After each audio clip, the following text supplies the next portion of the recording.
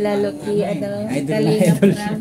Idol na idol niyo si Kalinga Prab. Opo. Bakit ako hindi niyo idol? Hindi, joke lang. Matutulog na lang. Oh. Yan pa yung ano, Yun pa kalinga. ang pinanonood ko eh. So, Lalo yung kay Dara. aba, sana all. Tsaka kay Joy. Kay Joy. Opo.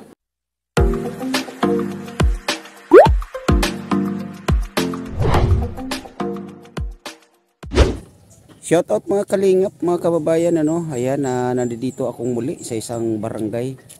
Dito pa rin ito sa Dunsol, Sorsogon at mayroong inilapit sa atin na isang mag-ina. Yan, maraming salamat. Unang-una, Kuya Bal Santos Matubang, Ate Edna Vlogs, Kalinga Prab. At maraming salamat, Sir Win E, Miss Yay, Ate Irene DB, Ate Ana Coroda sa inyong suporta. No? Maraming salamat po sa inyo. Mga kalingap, mga kababayan, tara, samahan nyo ko at alamin natin ang kwento sa likod ng mag-inang ito. Let's go. Hello po, Nay.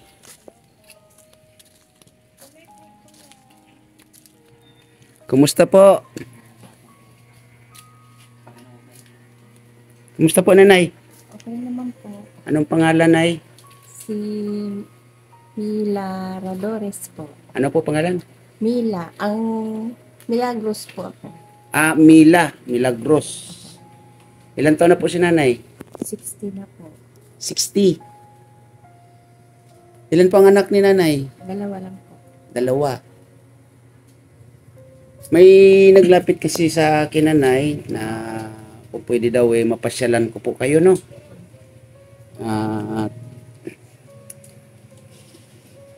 Kumusta po ang sitwasyon, Nanay, dito sa inyo? Nakakaraos naman kahit ano. Pag-repair lang po. Pagka may nagpa-repair, mayroon kami pangkain. Sino nagre-repair, Nanay? Siya po. Ito, Kahit po may sugat po niya. may sugat. Opo. Pwede po bang malaman, Nanay, ang kwento ni Kuya? Kung anong naging sitwasyon, anong kalagayan niya? Sabi na, Hindi, ikaw, Nanay. Ako? Pwede, oo. Pwede ko bang malaman, Nanay? po, galing po siya ng Maynila. Doon po siya nagtatrabaho. Tapos, ayun po, nagkasakit po siya dahil sobrang namaga po yung paa niya. Natapilok lang po siya. Natapilok. Opo, 2 beses, namaga na po nung pag-uwi niya po dito, August po, sobrang namaga po yung paa niya. Anong year pa po yun, Nanay? 23 pa po. August 2023. Opo. So, mag-1 year. Magwa 1 year na po yun. Okay. So, nung pag-uwi niya dito na, ayun, may nangyari na natapilok siya. Sa Maynila pa po siya noon natapilok. Sa Maynila pa siya Opo, natapilok. nagtatrabaho pa po siya. Okay. So, nung natapilok siya dun sa Maynila, ano yung naging... Ano po, hindi siya masyado makalakad. Okay. 2 beses po siya natapilok eh. Tapos sabi ko sa kanya, mag-resign na lang muna siya kasi hindi siya makapag-focus sa trabaho niya. Uwi ka na lang sa bahay. Ayun, nung August nga po, namaga ng gusto yung paa niya. Sobrang maga. Tapos kailan nga yung So, ano yung naging trabaho niya dun sa Maynila, Nanay? ano po siya, field technician po. Technician. Okay. May asawa siya, Nanay? Wala pa. Wala. Okay. So, nung umuwi siya dito, ano yung naging sitwasyon niya sa paa niya? Ayun na po, namaga po. Sige, Nanay, kwento lang. Pinahilot nga po niya yun, tapos yun, namaga po, nung August po, sobrang namaga na po, hindi na po siya makapaglakad. Tuloy-tuloy na po yun, tapos parang sumabog yung paa niya, na maraming sugat, nana, yun po, nag-alala lang. Ako po, nagtatrabaho din po sa Laguna bilang kasambahay po. Sabi ng kapatid nung asawa ko, uwi ka na lang dito kasi mahirap na daw, magang-maga, walang nag-aasikaso. Wala namang po kami ano bang financial po. Nagpunta nga kami sa naghiram lang kami ng pamasahe. Nakalagang balik na kami sa BMC. So ito, pinapacheck up nyo siya. Ano yung nagiging finding sa doktor? TB arthritis daw po. TB arthritis? Opo, sa buto po. Sa buto. So ano ang payo sa inyo ng doktor? Ini-obserbahan pa po. Babalik pa kami ng 2 weeks sa pag 2 weeks niya kasi binigyan lang po siya ng gamot pang 2 weeks. Pagkatapos yun, babalik na naman po kami doon. So, pwede ko bang makausap siya, nanay? Yung inyong anak? Ayan, kuya. Anong pangalan? Si Ferds Radores. Ferds. And Ferdy. Ferdy. Apo. Yan. Ilan taon na, kuya? 29 years old. 29 years old. Apo. Anong trabaho mo? Sa ngayon is, in-house. Home-based technician. Home-based. Ito lang. Home-based technician Opo. sa mga appliances. Cellphone. Okay. Mga Generalized na po in electronics. electronics, okay. Ayun nga, kuya, kasi ito nga, nag-ano ka ng mga ganito, no? Yan, di ba? Anong tawag niyan? Amplifier. Sa isang amplifier, magkano yung mga ng single mo? 350. 350. Oh. Ano yan? Maraming nagpapagawa sa'yo. Halos wala din. Tapos may panahon din na meron, minsan wala talaga. So sa loob ng isang linggo, mga nakakailang gawa ka ng ganyan? Sa ampli, halos wala din eh. Yung sa Isa mga iba pa na may mga magkano ang yung pinakamura mo na singil, mga magkano? May 150, 250. Depende sa depende sa, unit po na inaayos. appliances. Opo. So nabanggit mo nag-ano ka rin ng cellphone, ganun. Opo. Mga magkano naman ang singil mo sa bawat ng cellphone? Depende din po sa unit na pero kita ko lang po nun, 350 sa labor. Sa labor. Opo, yun lang. Buti marami naman nagpapagawa sa'yo ng cellphone dito. Ilan lang. So sa suma total, Kumbaga kaya lang suportahan yung pang-araw-araw namin. Yung kita. kung halimbawa susumahin sa loob ng isang linggo, mga nakakamagkano ka naman? Halimbawa lang Na repair? Yung income or kita sa isang linggo. Saan 500, 600, 600. So pag ganun sa loob ng isang buwan, mga magkano lang ang naiipon mo or kinikita mo? 2.5 siguro. Depende din sa mga Depende kung mayroong magpapagawa. 5,000. Depende yun. Kung walang magpapagawa, wala kang income. Opo. So paano mo nasusuportahan yung ganyan? Yung mga kalingap, mga kababayan, Meron po akong yung saklay po. may saklay. Ayan po, tungkol Tsaka yung saklay para Ito, opo kasama yan. Dahil po saan mo ginagamit ito? sa kanan. Sa kanan. Yun naman, Ay sa kaliwa. kaliwa, ito yung para sa pang talaga, pampuwersa, pang-alalay. Pang-alalay ito. Ito ngayon yung naka-permanente. Bakit hindi mo na may apak dito? Naiyapak ko nito yun. Naiapak din. Opo na gaganyan. Pero ganyan na po yan. Hindi siya maituwid. Hindi maituwid. So simula nung namaga, nung before siya mamaga, nagagalaw pa yan. Nung namaga na, parang na-froze na po yung... Ganun. Opo. Nung namaga, yun, hindi ko na siya nagagalaw. In-x-ray na nga po yan. In-x-ray na rin, nanay. Opo. Ang sa x-ray, parang na yung buto niya, affected na yung buto niya. So kung halimbawa, ano yung pinakamadaling solusyon? Ikakat. Opo. Yun ang pinaka-easy Dahil kung hindi naman daw cut, maraming operasyon po ang gagawin daw po dyan. So kung ikakat yan, kumbaga isang gastusan pag ikinat ano. O yung, Nagbigay ba ng halaga, kantidad kung magkano yung wala pa po. Dahil, dahil yung, ay, ikwento ko na yung first na, ano na. Sige. Una, nagpa-check up kami dito sa Donsol. Tapos, yun, may yung result is hindi daw nila kaya dito. So, nirefer kami sa provincial Sorsogon, oo. Tapos, doon po, pagdating namin doon, kinonfine, sa ER ako pinapunta. Dahil nakita nga nung doktor na namamaga. So, kailangan daw i-confine kasi namamaga po. So, nung, na-confine kami ng, 6 na araw sa provincial hospital. Yun. Nag-tricycle lang po kami pupunta doon eh. Nag-arkila po kami. Tapos yun, arkila, tapos pag uwi po nung pinalabas kami, kasi i-refer kami sa BMC, sa Naga po. Tapos yun, arkila ulit ng tricycle. Ubus. Budget. Ubos. Puro arkila. So, Tapos nung pagdating nyo ng Naga, ano yung naging... yung sa Naga lang po, naghingi po kami kay sa Vice Vice Mayor o Vice ano ba? Mayor.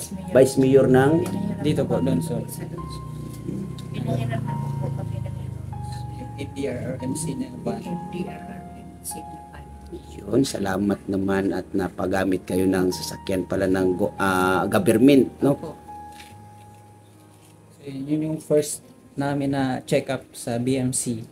Kailan nangyari yun? Anong petsa? Last week lang po. Last week lang. Every week kami kasi every Thursday po yung check-up. So gastos. Opo. Last week tapos ngayon Biyahe na lang po. para makatipid. So kahapon nagpunta rin kayo ng Naga. Miyerkules po. Nag-commute. Nag-commute lang po kami.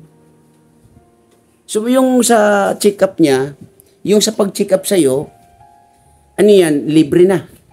Opo, yung sa Malasaki. Sa Malasakit. Sa Ay, salamat naman sa Lord. Okay. Tapos So, yung NX-ray. so ang mga gastusin sa ospital, ano ang binabayaran ninyo? Yung sa lang po, sa cashier po, nagbabayad po kami ng 50 pesos. Yun na lang binabayaran Opo. ninyo. So nakakalist kayo ng Nakakalis naman po lang. kasi may may katungkulan po kayo sa kayo ng ano bang tawag doon? Malasakit.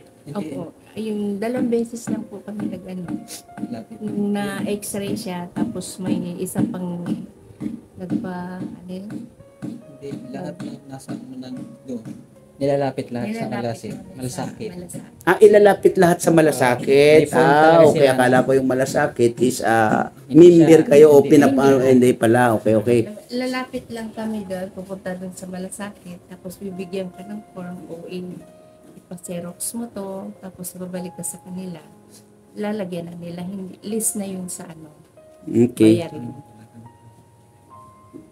So saan nyo na kuha yung na ganung mayroon palang ganunan na yung ng Malasakit?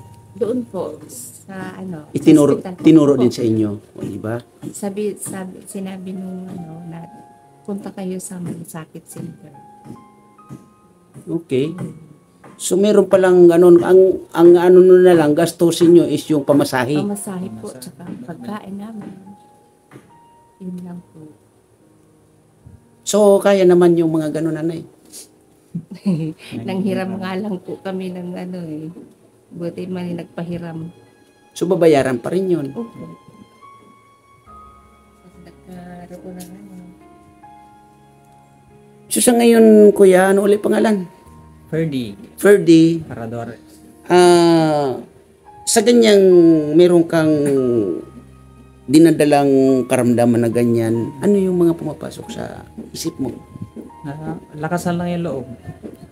Tapos parang wag mo isipin yung may sakit ka para hindi ka mahina. Yun. So tuloy-tuloy lang ang Wag mo isipin yung sakit. Alagaan mo yun. So sa ngayon, Kuya Ferdy, ano yung pinaka kailangan mo, lalong-lalo sa sitwasyon mo sa ngayon? Sa financial po, tas gamot. Ano yung mga gamot na yan, nanay niya, ay kayo na rin? Ako po ang bumili niyan. Walang libre sa ano yan, sa malasakit. Kumbaga, ang ano ng Reseta malasakit, lang ang ano nila. Tapos, binigay sa akin yung binili ko sa sarili kong pera. Ito yung mga receipt. so ibig sabihin, ang sinasagot ng malasakit is yung sa Yung sa loob ng sa loob lang ng hospital. Yung sa labas na, mga x-ray, yun o. So ano yung Pagpaswab. sisinab Kasi sinab yung po yung sugat. kanyang sugat, yung inanuan din sa akin. Kumuha ng sample. so, ilang taon ka na nga, Kuya? 29. 29. Papa. Wala ka pang asawa? Wala. Di ba nakwento mo na dalawa yung anak niyo? Opo, yung isa po nag-construction po sa ano. Ilang taon naman na yun? Ano po, 26 na po. May asawa? Wala po. Panganay? Hindi po, siya ang panganay po. Bunso. Ilang taon siya? 29. 29. Yun na may 26. Okay. So, bakit hindi pa siya nag-asawa? Sila nag-asawa? Dati po nagkaroon na po yun ng ano, asawa. Naghiwalay din po. Walang anak? Wala po. Okay. Nakakatulong naman sa inyo siya? Nakakatulong naman po. Minsan binibigyan po din naman ako pag nag-uwi siya. 1,000, minsan 500. So, ang ano ni Kuya sa ngayon is yung talagang makatulong sa kanya sa mga gamot. Gamot po. Yung gamot po na yan, sa loob ng 2 linggo lang po yan. Mga magkano naman ang halaga niya, nanay? Nasa mahigit 10,000 po. Mahigit 1,000. Yung sabihin natin 1,500. Ano yun? 1 week? 2 Or- weeks na po yan. 2 weeks na. So, wala pang pinaka-final suggestion ang doktor. Wala po. For observation For lang naman. observation. Kasi yung TB arthritis, Gagamutin kailangan mo mo na na ma-cure. Magamot yung Gamot po kayo. TB arthritis. Pero may pag-asa naman daw. Observation pa lang po. Okay, Babalik okay. kami within 2 weeks. Babalik na naman kayo doon. Opo, para yung maobserbahan kung and maplanuhan kung surgery Or surgery. or yung i-amputate. Ano yan? Sa kabila. Po. Sa kabila yan. Sa kabila Oo. siya. So, hindi naman daw siya yung bang nakakahawa. Hindi katulad nung ano na nakakahawa. Hindi naman. Makalat ng Hindi po. Sa katawan ng mayroong... kailangan mo nang ma-cure para hindi kumalat. Kaya bibigyan po siya ng gamot para maano daw yung bakterya sa katawan niya. Okay. So, buti naman nanay naagapan siya. Hindi nga po kung naagapan po yan, hindi na sana nagkaganon. Kung naagapan, hindi nagkaganyan. Wala po talaga. So, bakit nga pala nanay? Ano nangyari? Wala pong pera. Pera po ang... Ang ganda-ganda ng bahay no nanay. Diba? Yung trabaho pa po siya niya. Tapos tulong kaming dalawa. 2019. 2019 po yan na itayo. Mm-mm. Tapos unti-unti po, pag nauwi ako dito, yan, nagpapa-finishing po ako niyan. So, ibig sabihin, Namamasukan po ako. naipundar nyo itong bahay na to nang dahil sa pagtutulungan ninyong mag-ina. Ganun lang. Saan si Kuya? Mystery. Patay na po. Balo na kayo. Kailan pa? 2019 pa po. 2019 din. So, ito pala si... Naitayo po ito, buhay pa yung asawa ko. Tapos, hindi pa man siya, finishing. Mm-mm. So, ibig sabihin, 2019, namatay din yung asawa ko na stroke po. stroke. So, ibig sabihin, kung hindi naging maganda yung trabaho ni Kuya noon, Wala. hindi may papatayo itong bahay. Pinag- So, magkano yung kinikita mo, Kuya, nung ikay okay na okay yung ano mo? Ano? Bilang isang, technician? Field technician. Field technician. Anong ibig sabihin doon? Yung sa mga 7-Eleven po yun. Nagme-maintenance kami ng Nagme-maintenance machines. sila sa mga okay. 7-Eleven. So, Tapos i-install din sila nung mga charging station po. Charging station. Nasa norte po siya naka-destino. sayang, no? Ilocos region, tsaka Cagayan Valley region. Yun po yung ano. So, habang nasa ka nung araw, ay noon na maganda yung iyong, yun nga, maganda yung iyong kita, income, may additional ka pa na, kumbaga, para wala naman. Wala naman po. Maliban doon sa pagiging field technician, yun lang yung as in pinagkakitaan mo. So, pwede bang malaman, Kuya, kung magkano yung kinikita mo nung araw? Kumikita po ako doon ng sahod ko po 9,000 to 10 every month, every cut off 15 days. 15 days. Opo. So, sabihin natin 10K. So, magmamonthly ka ng 20K. Opo. Ano yun? Yung 20K na yun, halimbawa yung 20K na yun, may mga list pa yun or sa'yo na talaga yun? Ang style ko po is yung sahod ko po ngayong cut off. Sa safety ko na po yun. Okay. Yung sunod po, yun ang gagamitin kong budget for the month. So 10K, makakaipon ko. Wow, ganoon. Style. Ano din, yung nung nabuhay ko yung asawa ko, nag-ipon-ipon na din siya. Mhm. Kasi may alaga din siyang kalabaw. Mhm. Yun, pinagbili niya yung 2 kalabaw, bili na siya ng mga buhangin, paggawa siya ng hollow blocks. Kaya ayun, tulong-tulong po kami. So, nung Mag-iina. ikaw naman, nanay, nagtatrabaho sa ano bang trabaho mo naman? Sa bahay lang po. Isang Kasambahay kasambahay. po. So, magkano naman yung, ito, alongkatin na natin lahat, no? Opo. So, magkano naman yung naging sahod mo nung ikay kasalukuyan ng kasambahay? Ano po, 6,000 po. 6,000 a month. Opo. Yung 6,000 a month na yon, halos wala ng bawas din yon. Kasi Wala siyempre, na po. bilang isang kasambahay, libre ka na ng pagkain, di ba? Ang mababawas mo na rin yun sa sarili mo, sabon, kung ano yung koloritin mo sa kung magpapaganda ka, anything na yun na lang mababawas. Okay. Kung hindi ka maluho, Hindi naman po ako maluho. ayun. Kaya nakapagpundar kayo ng ganito, no? So, kung hindi kayo nakapagpundar ng ganito, nanay, ano kaya ang sitwasyon niyo sa ngayon? Lalo na Po, ito si siguro Kuya. Ang bahay namin doon sa kabila pa po. Yung dating bahay namin. So total, noong hindi kayo dito Opo. pa. Sa Okay. biyanan ko po itong lupa na to. Dating bahay namin doon sa kanto ng may sa may tabing dagat po. So yun nga, nanay, Kuya Ferdy, yun nga inilapit kayo sa akin na mapuntahan ko daw kayo, ikaw, no? Ngayon yun nga, yung sitwasyon mo is ganito, ganyan, ikaw, nanay, para sa'yo, nanay, total kay Kuya Ferdy, nasabi naman niya yung niya, no? Para sa'yo, nanay, yung pwedeng maitulong ng isang kagaya ko na isang small charity vlogger ng Team Kalingap. Ano yung pwede kong maitulong sa inyo? Sa mga, lalong-lalo sa mga makakapanood. Financial. Financial lang po ang gusto ko Financial. kung para po sa anak ko.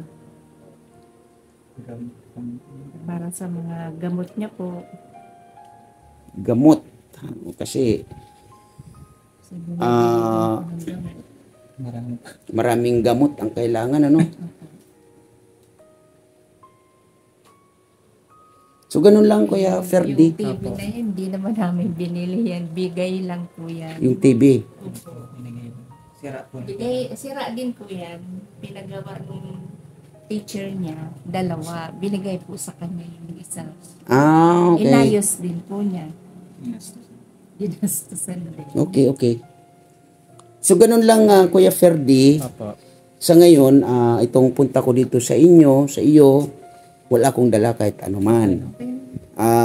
Kasi ako ay nasa scouting. Siguro naintindihan mo naman kung ano ibig sabihin ng scouting, di ba? Naghahanap, di ba? Scout. Nag-i-scout. Wala kaming nadadala kasi inaalam muna namin yung kwento ng isang pupuntahan namin, no? So ngayon, ayan, may kwento ka na ganyan. So kung ano yung darating, Kuya Ferdy, lagi kong sinasabi sa aking mga vlogs, no? Ako ay isang small charity vlogger pa lang ng Team Kalingap. Nanonood din ako. Nanonood ka na, Nay? Lalo ki, Idol na Kalingap idol. Idol na idol niyo si Kalingap Rab. Bakit ako hindi niyo idol? Hindi, joke lang. Matutulog na lang.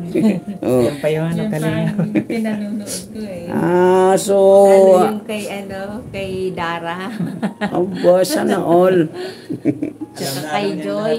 Kay Joy. Opo. Sa ngayon, sa mga latest niya na, ano? Kay po. Hindi na pa busy. Busy po eh. Busy sa ano nga niya, sitwasyon ni Kuya. Simula Okay. na. Basta ganun lang. Ko napapanood kay Kalinga Prab tsaka kay yung vlog ni kay Dara. So, panoorin niyo rin yung tatay niya kay Kuya Bal Santos Mataba. Pinanonood Okay. din po eh. Lahat na. Lahat talaga. Lahat ng po, Kalingap. pag nadaanan ko eh, tinitignan ko. Okay. Isa nga po, nagko-comment din ako. Sabi ko, sana po, matulungan nyo naman po yung anak ko. Ay, ganon. Opo. Malayo kasi si Kalinga Prab eh. Nasa Dait, si Kuya Bal naman, malayo din.